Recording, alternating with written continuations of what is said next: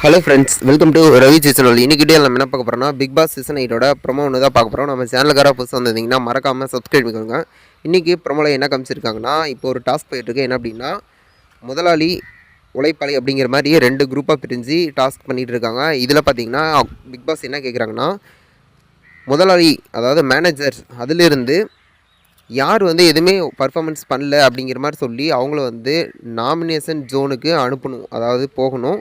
இன்னொன்று பார்த்தீங்கன்னா, உழைப்பாளி அந்த டீமில் இருந்து நல்லா ஹார்ட் ஒர்க் பண்ணி அவங்க ஒர்க்கெல்லாம் கொடுத்தாங்க அப்படிங்கிற மாதிரி சொல்லிட்டு அவங்கள நாமினேஷன் ஃப்ரீ ஜோனுக்கு மூவ் பண்ணணும், அதாவது ஸ்வாப் டைம் அப்படிங்கிற மாதிரி சொல்லிட்டு இங்கேருந்து அங்கே ஒருத்தர் அங்கேருந்து இங்கே ஒருத்தர் போகிறாங்க. இதில் பார்த்தீங்கன்னா முத்து எந்திரிச்சு மேனேஜர் டீமில் பார்த்தீங்கன்னா சௌந்தர்யாவாக சொல்கிறாங்க, இவங்க நாமினேஷன் ஜோனுக்கு போகணும் அப்படிங்கிற மாதிரி சொல்கிறாங்க. அப்புறம் பார்த்தீங்கன்னா அருண் எந்திரிச்சு ரஞ்சித் சாராக சொல்கிறாங்க, அதாவது இவர் நல்லா ஒர்க் பண்ணார், இவர் உழைப்பை கொடுத்தாரு, அதனால் இவர் நாமினேஷன் ஃப்ரீ ஜோனுக்கு போகலாம் அப்படிங்கிற மாதிரி சொல்லியிருக்காங்க.